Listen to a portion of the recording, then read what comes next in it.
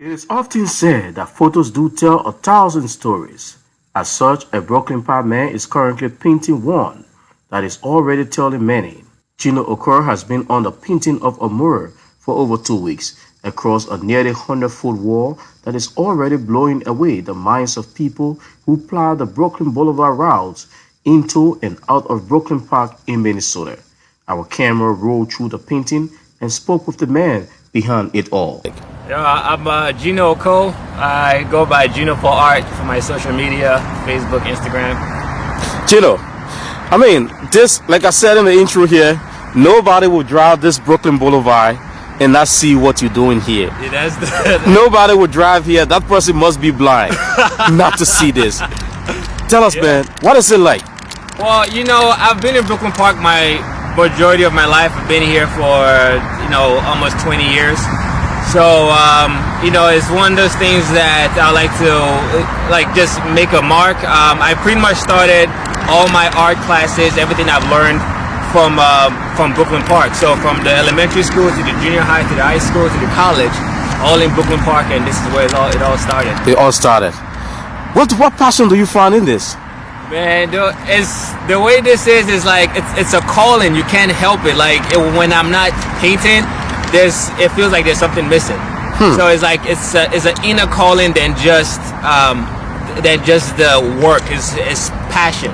At least that's the best way I could describe it.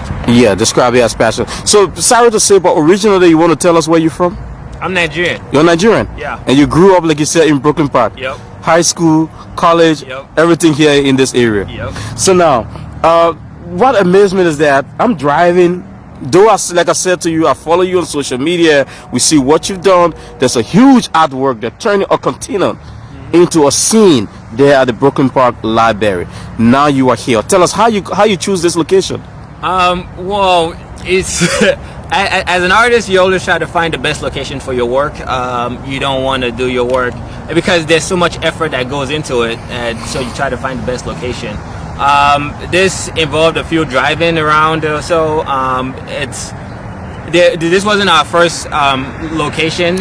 We drove around the city. We looked for certain businesses, certain buildings and stuff, and we just happened to be driving by, and this just screamed the perfect location. It was a blank empty wall. This field is well open. There's no development on it yet. And we'll just take the camera around the field that is just opposite this location, a huge one, like I said earlier on. That is the main highway along Brooklyn Boulevard going towards south into Minneapolis, and this is a huge field that he's talking about. And just before this field is this huge wall. Like I said, on the flip side of this wall is the Waterside Market, just there where a lot of people come to shop. So this was something easy for you to just figure out, this is where I want this. It was, yeah, but then it come down to the owner, because you can see the vision, you can see everything. If the owner says no, you keep it moving. You gotta find a new location. So it's to my surprise and to my amazement and in my favor and stuff, the owner is an African. He owns the whole building, and he was excited about it. One good thing about him, he's open-minded. He wasn't too sure what it would look like, but I had to call someone that knew him and to have him put in good words because I'm just a stranger coming to him and and I told him hey, let me paint some stuff on your wall.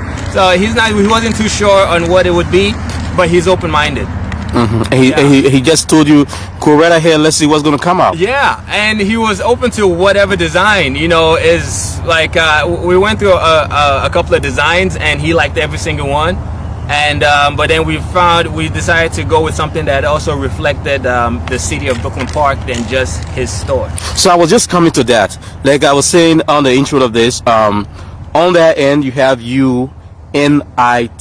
You put a whole word together here with beautiful faces of kids of different colors. And what symbol do they send out to the public? This is showing for anybody just driving through Brooklyn Park, people coming from Crystal, Maple Grove. This is what Brooklyn Park is all about. I believe Brooklyn Park is probably the second most diverse city in Minnesota. So just how diverse Brooklyn Park is, I created something that represented. Wow. And how long did it take you to create this on the paper before thinking about bringing it out here? Oh yeah, you know, a lot of the hard work is done behind closed doors and stuff. Like, this is the easy part. Painting it. A lot of hard, because now I know what I'm gonna do. But the sketching out and the coming up with a design and the brain work was the hard, difficult part. So yeah. So that was the hardest thing to come up with. Yep. So, coming up with the idea and what fits well. But also we had a couple of community meetings with NACER and at the public library, and we discussed, you know, what type of image we would like to see and what like represents Brooklyn Park. So this is also a community. So you have to go to those organizations. Is this something that had to be certified by the city? No. All right. No, this is something. This is more of okay. So with the way this is, like, I could just create something and just something that the owner likes and so. But at the same time, I try to get the community involved, just like how like every face here are all Brooklyn Park residents. So I try to get the community involved and to have them more interested, to give people a say on what they'll like to, on what they'll be seeing every day, as they drive past. As they drive by. Yeah. And they actually gave you a picture of what they wanted.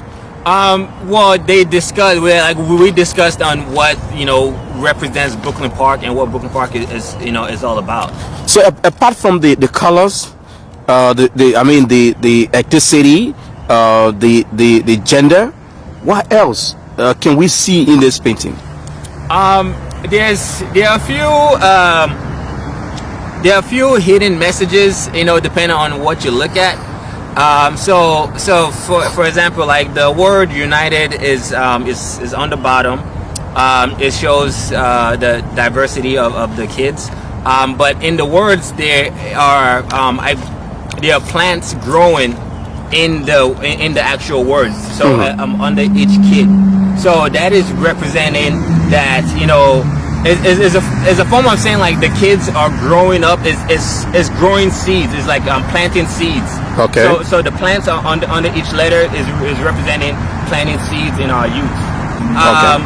Well, just growing up in Brooklyn Park, and Brooklyn Park pretty much helping me in my philosophy. It's like seeing how diverse it is, and me becoming an artist here. I'm hoping to inspire the next generation.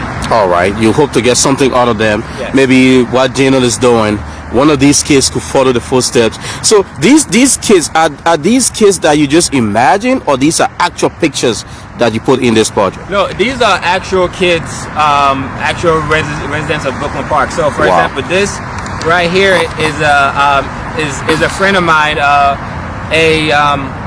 a childhood friend of mine. This is his son. Oh. And their parents live in Brooklyn Park. They've been in Brooklyn Park for years. So this is one of the representation of Brooklyn Park, and they're actually real people. All right. So all of them, you got their pictures from probably their parents, or people who accepted that these kids should be there. Do people pay you to do these things, or you just come up with just all of your own way and just decide to? One of this for something like this, I went looking for the fund for a project like this. Okay. This was funded by Forecast Public Art. All right. And Cura. So they are organizations that help artists get to the next level in their career. Okay. So they have to put in, and you just get there, based on their support. Yeah. So if somebody will ask, what will painting like this cost? This, something like this cost, with the scale, with the size, about $15,000 to $20,000. Yeah. And how many days did it take you? 2 weeks. 2 weeks. How many cans of paint has it cost you so far? I believe it's been at least 100 or so. Probably more than that. I lose track. I keep going back to the store and getting more paint. More paint. You just get to that. So now let's what message will you want to give to the community as they drive by here? What legacy are you leaving with your people? This is so my goal is to inspire the next generation, to show, to remind everyone. A few years ago, like the state of Minnesota was at unease, especially with the murder of George Floyd, and what was supposed to divide us actually brought us together. Okay. So this is a reminder of, like, we are stronger together. So let's keep doing what we're doing. I mean, let's stay on the right path, and our youths are the examples, because our kids have played with everybody. They're friends with everyone, with all kinds of, all genders, race, ethnicity, age. They don't care. So this is more so remind people to have that childhood mindset. Wow. Of just being kind and being a better human being. So how many of these have you done? How many of bigger scenes like this? I've done a couple. I did one in there's one in St. Paul that's actually twice this size. Wow. But it was actually one image. It wasn't it wasn't this amount of kids. And I did another one in they're all over. Well, a lot of them are in St. Paul and Minneapolis. Do you have an art store that people can come and do some art walls through? As of right now, I'm actually hosting a art class starting from the age of 15 and up. This is going to be happening starting November 1st to the 17th. And I'm going to be teaching people, I'm going to be teaching, kids or young people, adults, like techniques in arts, like spray paint, spray cans, spray paint brushes, ink, painting in black and white. So I'm just teaching them a little bit of what I know. And where is that taking place? That will be in Brooklyn Park at Hamilton Park. Yeah. And we hope that we can check on you to see how it goes. Feel free to let us know those kids that will come. We can, based on acceptance, we can come there and talk to them and see their own impression of a person like you. It's wonderful having you, and let's keep following you. We hope to follow. We'll give you our number when there is something big going on, so that we'll let the public know what you're doing. It's good to have you. Thank you so much, and we wish you all the best in all of your art endeavors. Thank you. All right. Mauri Kamar is the owner of the famous Waterside Market, where the painting is currently ongoing. It's very great, being a Liberian in a city that is mostly Liberian. I feel very, very grateful to have a place that make people to think of my homeland, Liberia. Yep. And just on the flip side of Waterside Market, this wonderful painting, we just talked to the art guy behind this. What did it take you to accept this coming over here? When Geno approached me with this project, I initially was reluctant, and I later talked to one of my buddies, and my buddy's like, hey, listen, give Geno a chance, let him talk to you. And when he told me the idea of what it means, what it represents, I really felt like that's what I really wanted to bring out there. So he had the idea, and I had the project to bring it together, so it was a good thing. It was a good thing. It was just easy for you to take. Yes, I just accepted it wholeheartedly. Now, as you walk out, I know he said he's been doing this for like 2 weeks now. Every day you walk here, what do you see? Well, there's been a lot of people stopping by trying to inquire what the project was all about, what it means, and essentially when you see United and you see all these different faces of those kids, it tells you what Brooklyn Park really stands for. We are a salad bowl, and everybody is represented in this city, and we all should feel part of the city. And now it's like 99% completed, and it's like more and more people will continue to take this place as a side attraction.